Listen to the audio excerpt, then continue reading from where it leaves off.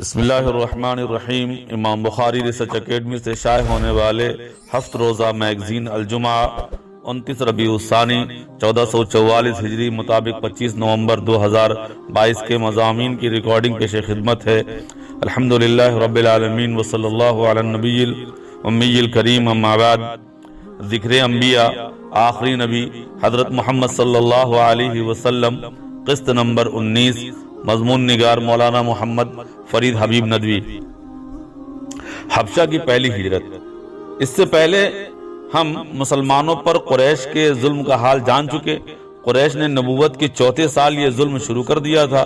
جیسے جیسے مسلمانوں کی تعداد بڑھتی جا رہی تھی، ان کا ظلم بھی بڑھتا جا رہا تھا، یہاں تک کہ مسلمانوں کو اتنا پریشان کیا گیا کہ ان کے لیے مکے میں رہنا دوبھر ہو گیا۔ رسول اکرم صلی اللہ تعالی علیہ وسلم جب اپنے ساتھیوں کی تکلیفیں دیکھتے تو آپ کو بہت غم ہوتا، لیکن آپ کچھ کر نہیں سکتے تھے، بلکہ خود مشرکین آپ صلی اللہ علیہ وسلم کو طرح طرح سے ستاتے اور اذیت پہنچاتے۔ جب مشرکین نے مسلمانوں کے لیے مکے میں رہنا دشوار کر دیا تو حضور اکرم صلی اللہ تعالی علیہ وسلم نے انہیں حبشہ چلے جانے کو کہا۔ حبشہ ایک افریقی ملک تھا، یہاں کا بادشاہ عیسائی تھا، لیکن بڑا انصاف پسند بادشاہ تھا۔ اس کے ملک میں کسی پر ظلم نہیں ہوتا تھا۔ چنانچہ نبوت کے 5ویں سال رجب کے مہینے میں 12 مرد اور 5 عورتیں مکہ سے نکل کر حبشہ کے لیے روانہ ہوئیں۔ اس قافلے میں حضرت عثمان بن عفان رضی اللہ عنہ اور ان کی اہلیہ، یعنی جو حضور اکرم صلی اللہ علیہ وسلم کی صاحبزادی بھی تھی، حضرت رقیہ رضی اللہ تعالی عنہ بھی شامل تھی۔ ابھی ان لوگوں کو حبشہ پہنچے ہوئے 3-4 مہینے ہی ہوئے تھے کہ انہیں یہ جھوٹی خبر ملی کہ مکے کے بڑے بڑے سردار مسلمان ہو گئے، وہاں کے حالات اچھے ہو گئے۔ اس جھوٹی خبر کے پھیلنے کی وجہ یہ بنی کہ ایک دن رمضان کے مہینے کی بات ہے کہ اللہ کے رسول صلی اللہ علیہ وسلم حرم شریف میں تشریف لے گئے۔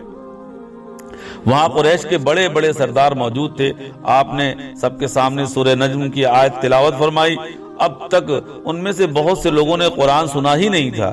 اب جب ان کے کانوں میں حضور اکرم صلی اللہ علیہ وسلم کی تلاوت کی آواز پڑی تو وہ سب اس میں کھو گئے، انہیں کچھ ہوش ہی نہ رہا۔ آپ صلی اللہ علیہ وسلم نے سورت مکمل کر کے سجدہ کیا تو وہ لوگ بھی بے قابو ہو کر سجدے میں گر پڑے۔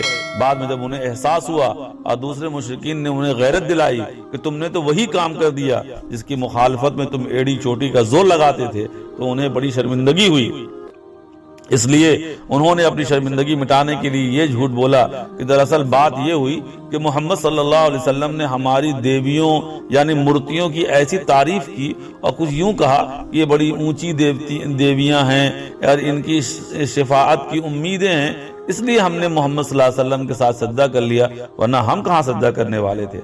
خیر، انہوں نے یہ جھوٹ بولا کہ محمد صلی اللہ علیہ وسلم نے ان کی دیویوں کی تعریف کی ہے، ورنہ سچی بات تو یہ ہے کہ وہ قرآن کی تلاوت کے اثر سے ایسے مدہوش ہوئے کہ جب آپ صلی اللہ علیہ وسلم نے سجدہ کیا تو وہ خود بخود سجدے میں چلے گئے۔ یہ خبر حبشہ میں آدھی ادھوری پہنچی۔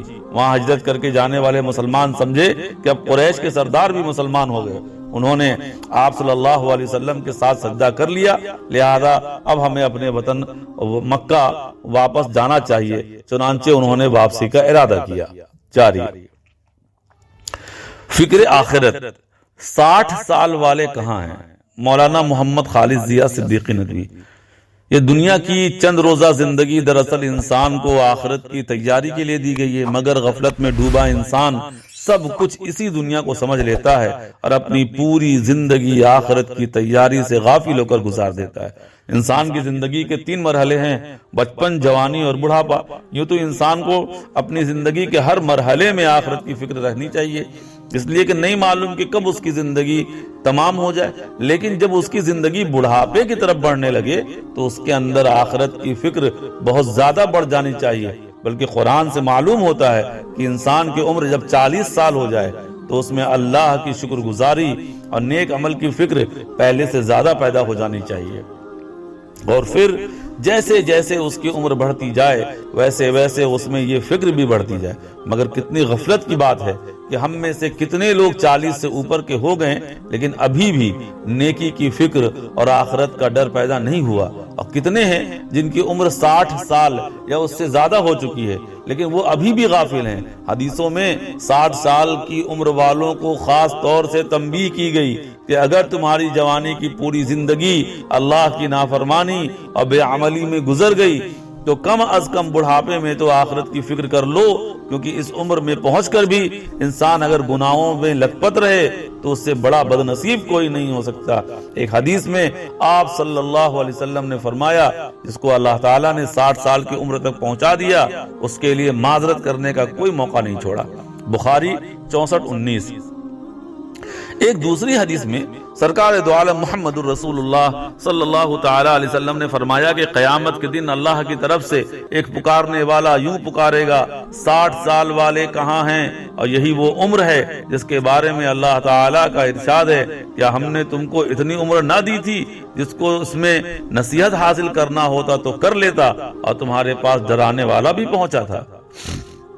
شعب الایمان 97-73۔ معلوم ہوا کہ بڑھاپے میں خاص طور سے آخرت کی فکر کرنی چاہیے، فکر ہونی چاہیے، اور اپنے گناہوں سے سچی پکی توبہ کر کے نیکیوں میں مشغول ہو جانا چاہیے۔ مسائل: عہدہ طلب کرنا کب جائز ہے؟ ابو طلحہ بنارسی ندوی: ہم سب جانتے ہیں کہ کسی بھی ڈپارٹمنٹ یا آرگنائزیشن کو چلانے کے لیے کچھ عہدے ہوتے ہیں اور کچھ لوگ ان عہدوں پر ذمہ دار ہوا کرتے ہیں، تبھی کوئی کام اچھے طریقے سے انجام پاتا ہے۔ لیکن حدیث پاک میں عہدہ طلب کرنے سے منع کیا گیا ہے کہ ایسے عہدے میں اللہ تعالیٰ کی مدد نہیں ملا کرتی، تو آخر کب اور کس صورت میں عہدہ طلب کرنا جائز ہوتا ہے؟ معلوم ہونا چاہیے کہ عہدہ و منصب طلب کرنا صرف اسی وقت جائز ہوتا ہے جبکہ کوئی دوسرا اس کو اچھے سے نہیں سنبھال رہا ہو، یا اس کا وہ غلط استعمال کر رہا ہو، یا وہ اپنی فیلڈ میں اپنی صلاحیتوں میں انتظامی معاملات میں ماہر نہ ہو۔ اسی کے ساتھ آپ کو اپنے بارے میں بھی یہ اندازہ ہو کہ آپ اس سامنے والے سے بہتر کام انجام دے سکتے ہیں، اور اس عہدے کے حاصل کرنے میں کوئی سازش، کوئی سیاست وغیرہ کا بھی دخل نہ ہو، نہ ہی اس عہدے کا مقصد اونچا مقام حاصل کرنا یا مال کی محبت ہو، بلکہ اس کا مقصد صرف اور صرف اپنی ذات سے اللہ کے مخلوق کی بہترین خدمت اور انصاف کے ساتھ ان کے حقوق ان تک پہنچانا ہو، تب تو عہدے کا طلب کرنا جائز ہے۔ جس طرح حضرت یوسف علیہ السلام نے عزیز مصر سے یہ کہا تھا کہ مجھے زمین کے خزانوں کے انتظامات کا ذمہ دار بنا دیجئے۔ ظاہر ہے کہ حضرت یوسف نے یہ عہدہ صرف اس لیے مانگا تھا کہ اگر کوئی عہدہ نااہلوں کے سپرد ہوگا تو اللہ کے بندوں کو بہت پریشانیوں کا سامنا کرنا پڑ سکتا ہے، تو ایسی صورت میں عہدے کا طلب کرنا اچھی بات ہے بلکہ ضروری ہے، اور اگر ایسی صورت نہیں ہے تو عہدہ طلب کرنا بالکل جائز نہیں۔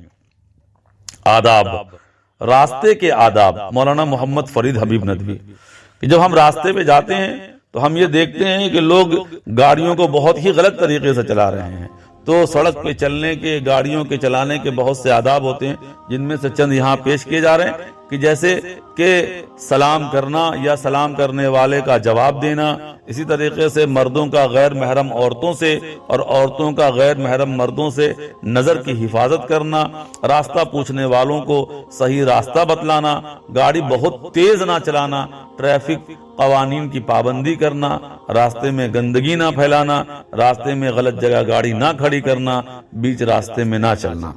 من جانب امام بخاری ریسرچ اکیڈمی۔ السلام علیکم ورحمۃ اللہ وبرکاتہ۔